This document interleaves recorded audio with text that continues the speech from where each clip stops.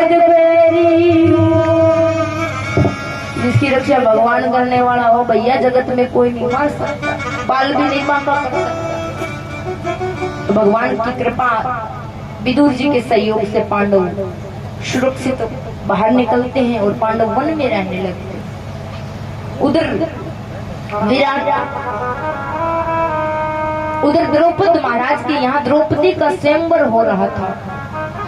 तो द्रौपदी स्वयंवर में बड़े बड़े राजा महाराज आते हैं, पांडव भी आते हैं।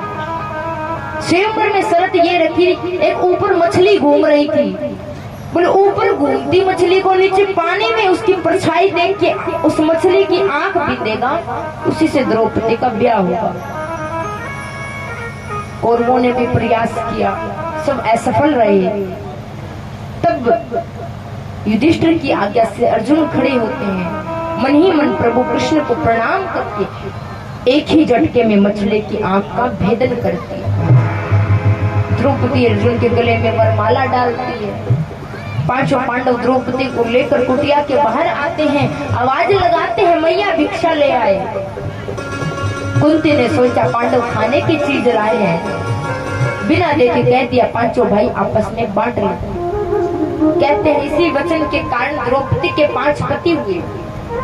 किंतु पुराणों में एक कथा ये आती है कि पांचों पांडव देखने में 5 हैं, किंतु एक ही इंद्र के रूप। इंद्र ने जब विश्व रूप का वध किया तब इंद्र का धर्म निकलकर धर्मराज में समाहित हो गया। दुर्वासा द्वारा प्रदान किए मंत्र से कुंती ने जब धर्मराज का आह्वान किया तब इंद्र के धर्म के रूप में युधिष्ठिर का जन्म हुआ। इंद्र ने जब वज्रासुर का वध किया तब इंद्र का बल निकलकर वायु देवता में चला गया। जब द्रौपदी ने वायुदेव का आह्वान किया तब इंद्र के बल के रूप में भीमसेन का जन्म हुआ। इंद्र ने जब गौतम ऋषि की नारी अहिल्या का अपराध किया तब इंद्र का रूप निकलकर अश्वनी कुमारों में चला गया। अश्वनी इंद्र के रूप में नकुल सहदेव का जन्म हुआ। और जो पांचों पांडवों में अर्जुन था वो स्वयं ही साक्षात इंद्र था। इसी कारण पांचों पांडवों में अर्जुन की प्रधानता थी। और जो द्रौपदी थी ये इंद्र पत्नी सची देवी थी जो महाराज द्रुपद के यज्ञ कुंड से प्रकट हुई थी। तो पांचों पांडव देखने में 5 किंतु एक ही है। कौरवों को पता लगा पांडव जिंदा है, रहने के लिए खांडव वन दे दिया। अर्जुन ने वो खांडव वन अग्नि को दिया और वहां रहने वाले मय दानव की रक्षा की। खुश होकर मय दानव ने पांडवों के लिए इंद्रप्रस्थ नामक नगरी बनाई। पांडव समृद्ध हो गए, अश्वमेध यज्ञ किया। यज्ञ पश्चात कौरवों ने सोचा आप किसी के घर जाओ, बढ़िया कोठी बनाई, देखने का मन करेगा। कौरवों ने सोचा पांडवों की नगरी देखी जाए कैसी। वो नगरी इतनी मायावी थी कि जहाँ पर भूमि दिखे वहां पानी, पानी दिखे वहां भूमि। एक जगह दुर्योधन ने सोचा ऐसे ही जमीन है, जमीन समझ के आराम से चल रहा, किंतु वहां पर पानी था तो धड़ाम से दुर्योधन गिरता है तो होती भीग जाती। ऊपर खड़ी द्रौपदी देख रही थी और हंसकर कहने लगती आखिर अंधों के पुत्र तो अंधे ही होते। इस एक वचन ने महाभारत के युद्ध का बीज रोक दिया। अभी तो कहते हैं ये जुबान है, इससे कुछ भी बोल दो और बड़े ध्यान से बोलो, क्योंकि कहा गया है कि शब्द शब्द में है अर्थ। शब्द संभाल के बोलिए, शब्द के नहीं हाथ पांव। एक शब्द में है औषधि और उसी शब्द में है घाव। अब किसी कोई आए घर में तो आप अपने पति से कहो ले भोजन जीव ले, और इसी मुंह से कहो ले रोटी खा ले, खानी है तो एक शब्द आप कहोगे लो जी खाओ भोजन जीमो जी, तो ये तो औषधि समान हो गया। दूसरा शब्द जहर समान हो गया। तो तभी कहते शब्दों को बड़े गौर से बोलो, क्योंकि बिना हड्डी की जीभ जब चलती है ना, ऐसे तीर तलवार का घाव ठीक हो जाता है, किंतु इस बिना हड्डी की जीभ जब बोलती है इसका घाव 7 जन्म तक ठीक नहीं होता। इसलिए संभाल के बोलना चाहिए। एक बार बोलो राधे राधे, जोर से बोलो। अपमानित दुर्योधन बदला लेने के लिए जुए के खेल का आयोजन करता है। दुर्योधन ने अपने मामा शकुनी के छल भरे पासों से पांडवों का राजपाट सब जीत लिया और अंत में युधिष्ठिर से कहा एक दाव और हो जाए। युधिष्ठिर ने कहा दाव पे लगाने को बचाई क्या, सब चला गया। दुर्योधन ने कहा द्रौपदी को दाव पे लगाओ, अगर तुम जीत गए तो तुम्हारा राजपाट तुम्हें वापस मिल जाएगा। द्रौपदी को दाव पे लगाया, इस बार भी जीत दुर्योधन की हुई। दुर्योधन ने दुशासन को कहा द्रौपदी को घसीटते हुए बड़ी सभा में ले आओ। दुशासन द्रौपदी को घसीटते हुए सभा में लेकर आता है। दुर्योधन ने दुशासन से कहा इस द्रौपदी को नग्न कर दो, निर्वस्त्र कर दो। सभा में बैठे हुए सभी लोगों की तरफ सहायता मांगने के लिए द्रौपदी ने देखा, किंतु सबने मुंह नीचा कर लिया। तो द्रौपदी को खुद के बल पर विश्वास हुआ। दुर्योधन ने द्रौपदी की साड़ी पकड़ी और खींचने लगा। द्रौपदी को खुद के बल पर विश्वास, किंतु भैया दुशासन में 1000 हाथियों के समान बल, उसके सामने बेचारी द्रौपदी की क्या चलती। द्रौपदी ने देखा अब तो बात लाजवाब बनी। दोनों हाथ ऊपर उठाए और द्रौपदी पुकारने लगी, हे द्वारिकानाथ रक्षा करो, रक्षा करो। आज मेरे भगवान साड़ी के रूप में नया अवतार लेके प्रकट हुई। बोली वस्त्रावतार भगवान की। दुशासन साड़ी खींच रहा पर साड़ी का कोई अंत नहीं। दुशासन पसीने से लथपथ हो गया, सोचने लगा साड़ी बीच नारी है कि नारी बीच साड़ी है। अरे साड़ी की ही नारी है कि नारी की ही साड़ी है। ये मामला क्या पूरी साड़ी की बनी है कि ये साड़ी है। थककर दुशासन गिर गया। पांडवों को 12 वर्ष का वनवास, 1 वर्ष का अज्ञातवास मिलता है। पांडवों ने वनवास जैसे तैसे वन में गुजारा। अज्ञातवास की अवधि युधिष्ठिर ने रसोइया बनकर, भीम युधिष्ठिर ने मंत्री बनकर, भीम ने रसोइया, अर्जुन ने वृणला वन में, अर्जुन ने वृणला बनकर के महाराज विराट की बेटी उत्तरा को नाच गान की शिक्षा दी। द्रौपदी महाराज विराट की पत्नी की दासी बनती है। नकुल सहदेव अश्वपाल गोपाल बनते हैं। 5 पांडव द्रौपदी वेश बदल के विराट महाराज के शरण लेते हैं। अज्ञातवास की अवधि खत्म हुई तब पांडवों को, तब कौरवों को पता लगता है कि 5 पांडवों ने और द्रौपदी ने विराट महाराज के शरण ले रखी है। विराट महाराज को जब पांडवों के बारे में खुद को पता लगता कि पांडव मेरे यहाँ शरण लिए हुए थे, अपनी बेटी उत्तरा का विवाह अभिमन्यु से करते हैं। भगवान कृष्ण पांडवों की तरफ से शांति दूत बन के कौरवों के पास आए। जैसे ही सभा में आए तो दुर्योधन ने कहा, अरे कन्हैया मैंने तुम्हारे लिए 56 भोग बनवाए, पहले जीम लो। श्री कृष्ण भगवान ने कहा, भैया तेरा भोजन जीवने नहीं आया, यहाँ मंत्रणा करने आया हूँ। और मैं तो भोजन काका विदुर के यहाँ करके आऊंगा। वहां बैठे विदुर जी ने जब सुना तो खुश हो गए कि प्रभु मेरे घर भोजन करने आएंगे। दौड़ के घर गए। उधर श्री कृष्ण भगवान ने दुर्योधन से कहा कि देख दुर्योधन, पांडवों को तू या तो आधा राज्य देते या रहने के लिए 5 गांव देते। दुर्योधन कहता है, भला भीख में कभी राज्य मिलता है? अरे युद्ध के बिना सुई की नोक बराबर भूमि नहीं दूंगा। श्री कृष्ण भगवान कहते, ठीक है, अपने कुरुकुल के विनाश के लिए तैयार हो जाओ। वहां से भगवान कृष्ण विदुर जी के यहाँ पर आते हैं। और जैसे ही विदुर जी के यहाँ आए, विदुरानी काकी ने दरवाजा खोला। जैसे ही विदुरानी ने कृष्ण भगवान को देखा, इतनी भाव विभोर हो गई, इतनी बावली हो गई, इतनी तन्मय हो गई कि अपनी सुध बुध भूल गई। श्री कृष्ण भगवान कहने लगे, काकी बाहर ही खड़ा रखोगी, अंदर नहीं लेके जाओ। ठाकुर जी अंदर आते हैं, विदुरानी जी चौके की जगह कन्हैया को नीचे बिठा देती है।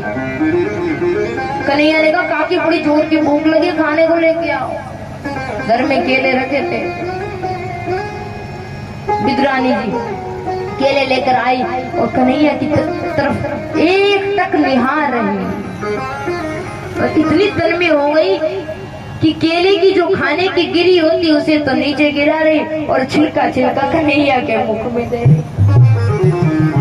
इतने में विदुर जी आ गए, उन्होंने देखा उनकी पत्नी कन्हैया को नीचे बिठाए छिलके खिला रही, जोर से चिल्लाए, अरे तू बावरी हो गई है का?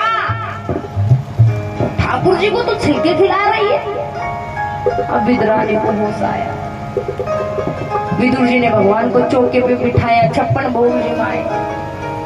भगवान कृष्ण कहने लगे, काका जी जो स्वाद मेरी काकी के छिलकों में था वो आपके 56 भोग में नहीं। क्योंकि भगवान कहते हैं, भाव का भूखा हूं मैं, भाव ही एक सार है, भाव से बजे जो मुझको उसका बेड़ा पार। अन्न धन वस्त्र और आभूषण, भाव बिन लेता कुछ नहीं, भाव से एक पत्ता दे वो भी मुझे स्वीकार। मेरा भक्त भाव से मुझे कुछ भी दे वो स्वीकार है, बिना भाव चाहे कुछ भी दे वो मैं लेता नहीं। अंत में इसे तो आप भी ऐसा भाव रखिए कि श्री कृष्ण भगवान ठाकुर जी आपके घर भी भोजन करने आए। कौन कौन चाहता है कि आपके दरवाजे हैं? कर्माबाई का खिचड़ा खाया, विदुर जी के छिलके खाए, वैसे आपके घर भी आए, सब चाहते हैं। तो भाव रखिए, क्योंकि भाव से ही भगवान ने भीलनी के झूठे बेर खाए थे। वहाँ भगवान ने भीलनी के बेर नहीं देखे, वहाँ प्रभु राम ने भीलनी का प्रेम देखा था। और यहाँ भगवान ने छिलके नहीं देखे, यहाँ विदुरानी काकी का प्यार देखा था, भाव देखा था। तो भगवान से एक ही आस लगाइए कि प्रभु भाव रखिए हृदय में कि मेरी झोपड़ी के भाग खुल जाए, मेरे घरे राम। क्या कहना है? आइए मीठी मीठी तालियों के साथ बोलिए सियावर रामचंद्र भगवान की। ओ मेरी झोपड़ी के भाग आज, जोर से कहिए, ओ मेरी कुटिया के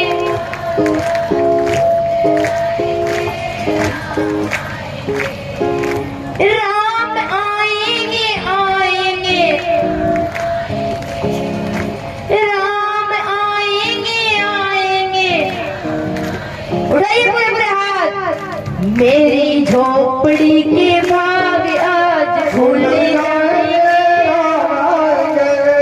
मेरी झोपड़ी के भाग आज खुल जाएंगे, राम आएंगे, मेरी झोपड़ी के भाग आज खुल जाएंगे, राम आएंगे। सभी ने आपका बात हो गया, आपका बात हो गया।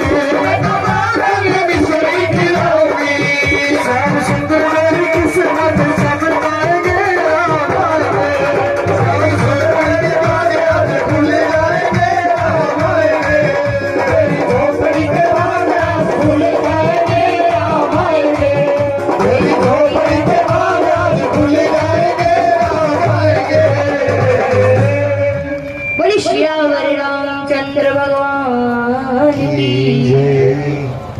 तो भाव रखिए, भगवान आपके घर जरूर पधारेंगे। और यहाँ पर देखिए गौ माताएं जीव रही हैं, तो ये भगवान ही जीव रहे, 33 कोटि देवता जीव रहे हैं। तो आपसे अगर ज्यादा नहीं बने तो थोड़ा थोड़ा गौ माताओं के लिए जरूर कीजिए। आपको नकदी नहीं देना तो आप गौ माताओं को चारा दे सकते हो। आप डेली आते हो घर से, रोटी गुड़ लेके आया करो गौ माताओं के लिए, खल ले आया करो, खल वेद भिगोते हो अपने भैंसों के लिए, थोड़ी ले आया करो, खाली हाथ नहीं आते कथा में, फल फ्रूट ले आया करो, कुछ भी ले आया करो।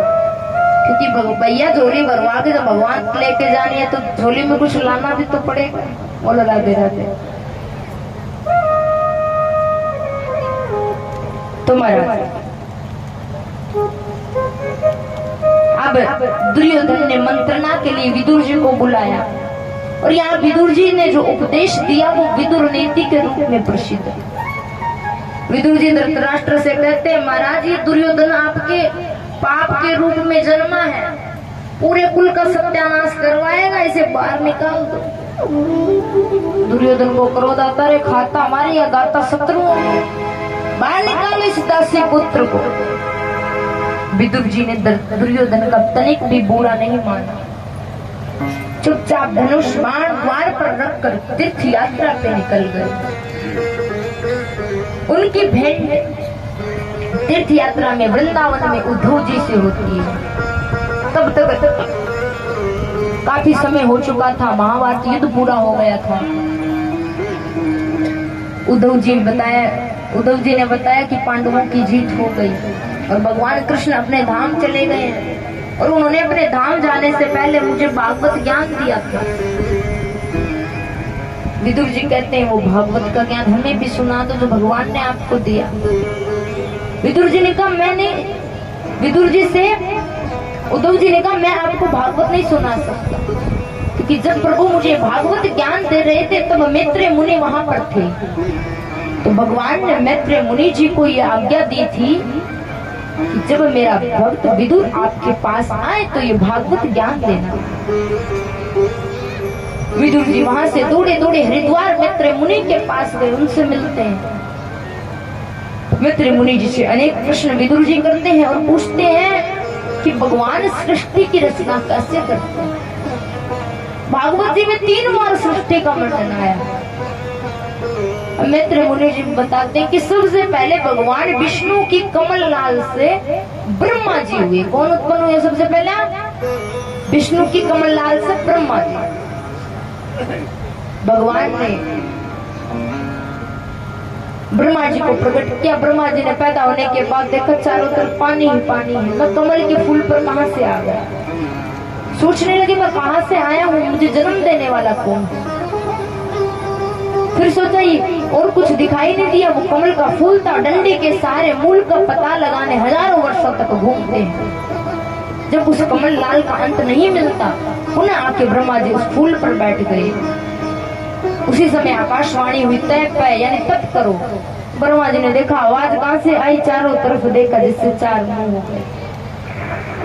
ब्रह्मा जी हजारों वर्ष तपस्या करते हैं, भगवान दर्शन देते हैं, और भगवान से ब्रह्मा जी ने भगवान को ने आदेश दिया ब्रह्मा को